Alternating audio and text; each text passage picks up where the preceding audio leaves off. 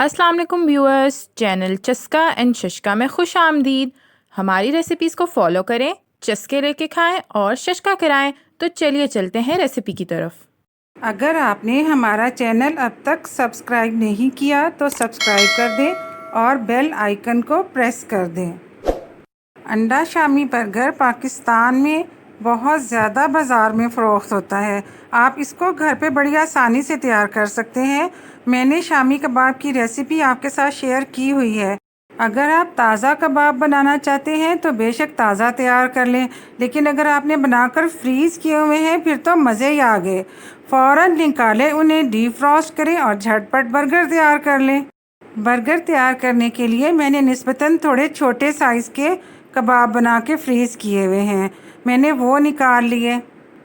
मैंने 12 बर्गर बनाने हैं, लिहाजा मैंने 24 कबाब निकाले हैं। एक बर्गर में 2 कबाब जाते हैं। मैं आपको एक बर्गर बनाकर दिखाऊंगी। आपने जितने बनाने हैं उसी हिसाब से आप तमाम चीज़ें ले सकते हैं। इसके अलावा हमें अंडे चाहिए। एक बर्गर के लिए एक अंडा काफ़ी है। मायोनीज़ चाहिए, कॉन्डिमेंट सॉस चाहिए। इनकी रेसिपीज़ मेरे चैनल पर मौजूद हैं। इसके अलावा चिल्ली गार्लिक सॉस चाहिए, किसी कंपनी की ले लें या आप मेरे चैनल से देखकर भी इसको बना सकते हैं। ये सब चीज़ें जो हैं आप घर पे भी तैयार कर सकते हैं और बाज़ार वाली भी ले सकते हैं। इसके अलावा बंद गोभी लेके उसको बिल्कुल बारीक काट लें। ये बड़ा अच्छा क्रंची सा फ्लेवर लेकर आएगी। सलाद में मैंने प्याज, टमाटर और खीरा लिया है। इसको भी बारीक बारीक गोल गोल काट लें। इसके अलावा बर्गर बन है, इसमें से एक मैं ले लूँगी और आपको तैयार करके दिखाऊंगी और उससे आपको समझ आ जाएगी कि एक बर्गर के लिए कितनी चीज़ें चाहिए। सबसे पहले ब्रेड की कटिंग करने वाला नाइफ़ ले लें। ये आम बाज़ार में मिल जाते हैं, लेकिन अगर आपके पास नहीं है तो आपने घबराना नहीं है। कोई सा भी नाइफ़ घर में से ले लें जो बहुत तेज़ हो, आप उससे इजीली कट कर सकते हैं। बर्गर को उल्टा रख के कट करें, इससे बहुत ही नीट क्लीन कटिंग होगी। और उस पर हाथ रखें, उसको ज़्यादा प्रेस नहीं करना और ज़्यादा ज़ोर नहीं लगाना, वो खुद ही कट जाएगा। एक बर्गर के लिए एक अंडा काफ़ी है। अंडा तोड़कर प्याली में डालें। उस पर तकरीबन 1 पिंच यानी कि 1 चुटकी नमक और 1 चुटकी काली मिर्चें डाल दें। मैंने ये नमक और काली मिर्च मिक्स करके रखा हुआ है ताकि मुझे बार बार तरद्दुद ना करना पड़े। इसको अच्छी तरह से फेंट लें। जितनी अच्छी तरह फेंटेंगे उतना ही फ्लफ़ी और मज़े का अंडा तैयार होगा। तवा गरम कर लें। तवे पे तकरीबन 1 टेबलस्पून ऑयल का डालें। इससे ज़्यादा हरगिज़ ना डालें, बस इतना काफ़ी है। घी पसंद है तो घी डाल लें। अगर सेहत के इशू नहीं है तो आप घी भी यूज़ कर सकते हैं।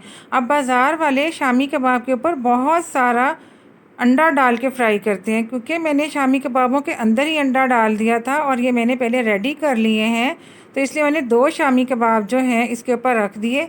इनमें ऑलरेडी काफ़ी अंडा मौजूद है, इसलिए मैंने इसके ऊपर अंडा नहीं चढ़ाया। घर में बनाने का यही तो फ़ायदा है कि ज़्यादा अच्छी फ़ाइन और मज़े की चीज़ बनती है। जब ये कबाब फ्राई हो गए तो मैंने इन्हें साइड पे कर दिया। वैसे मैंने पहले भी इसे फ्राई किया था, दोबारा इसको अच्छा सा मैंने गरम कर लिया। अब इसी ऑयल में अंडा डाल दें। अंडे को भी देखें कि जब उसकी एक साइड पक गई है तो दूसरी साइड इसकी फ्लिप कर दें, दूसरी साइड पे उसे टर्न कर दें। टर्न करके इसको लंबाई के रुख कट कर लें। कट करके इसको साइड पे कर दें, क्योंकि हमारे बर्गर बन लंबे वाले हैं इसलिए ये लंबाई के रुख ही कट होगा। इसको साइड पे कर दें। फ्लेम बिल्कुल ज़ीरो पे है, यानी कि इंतहाई हल्के फ्लेम पे, बिल्कुल लो फ्लेम के ऊपर मैंने ये किया है। अब बर्गर को रख के इसकी दोनों साइडों को फ्राई करें और क्रिस्पी होने दें। अब ये बिल्कुल लो फ्लेम है ताकि सब चीज़ें गर्मा गर्म रहें और मज़े के बर्गर तैयार हों।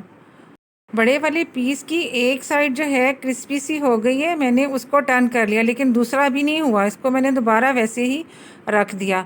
अब इस पे तकरीबन 1 से 1.5 टेबलस्पून, जितना आपको पसंद है उतना चिल्ली गार्लिक सॉस डालें और इसको पूरे पे फैला दें। ये बिल्कुल इवन फैलाना है आपने, कम ज़्यादा नहीं करना। ठीक, इसके बाद अब इसके ऊपर कबाब रखें। ये कबाब मैंने छोटे वाले जो थे ये बर्गर्स के लिए बना के रखे हुए हैं। डिनर या लंच पे सर्व करने के लिए जो शामी कबाब होते हैं उनका साइज़ थोड़ा बड़ा होता है। इन दोनों को बर्गर पे रखें और किसी चम्मच से प्रेस करके पूरे पे फैला दें। इसके बाद इस पे आप बंद गोभी डालें। बंद गोभी डालने के बाद इस पे आप प्याज रखें। प्याज भी मैंने गोल लच्छों में काटे हुए हैं, 3-4 प्याज़ों के पीस रख दें। इसके बाद आप इसके ऊपर टमाटरों के पीस रख दें, जितने इजीली आते हैं, 3 या 4 जितने आते हैं वो टमाटरों के पीस रख दें। रखने के बाद अब आप इस पे खीरे रख दें। तीनों चीज़ों की लेयर लगा दें। तीनों मैंने पतले काटे हैं ताकि बर्गर बहुत ज़्यादा मोटा होकर चीज़ें बाहर ना गिरें। इसके बाद इसके ऊपर आप हरी चटनी या कॉन्डिमेंट सॉस जो मैंने आपको बताई वो डाल दें। हरी चटनी का भी 1 टेबलस्पून काफ़ी है। जो चीज़ें मैं आपको जिस तादाद में बताती हूँ वो उसी तरह से डालें, बहुत ही मज़े का तैयार होगा। इसके बाद अंडे उठा के ऊपर रखें। अंडा भी अब तक बहुत मज़े का फ्राई हो चुका है।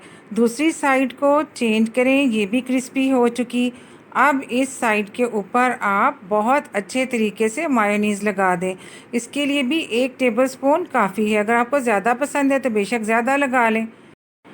अब बर्गर की अपर साइड को बड़े आराम से उठा के जो तैयार किया है बर्गर उसके ऊपर रख दें और हल्का सा प्रेस कर दें। आप ये देखें कि हर चीज़ इसमें गर्मा गर्म है और मज़े की खुशबू आ रही है।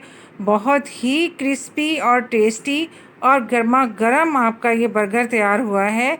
झटपट तैयार करें, खुद भी खाएं, अपनी फैमिली को भी खिलाएं, इंजॉय करें और मुझे अपनी दुआओं में याद रखें। तो गाइस, ये है हमारी रेसिपी की फ़ाइनल लुक। उम्मीद करती हूँ कि आपको आज की रेसिपी पसंद आई होगी। हमारी रेसिपी को फॉलो करें, चस्के लेके खाएं, फ्रेंड्स और फैमिली को शशका कराएं।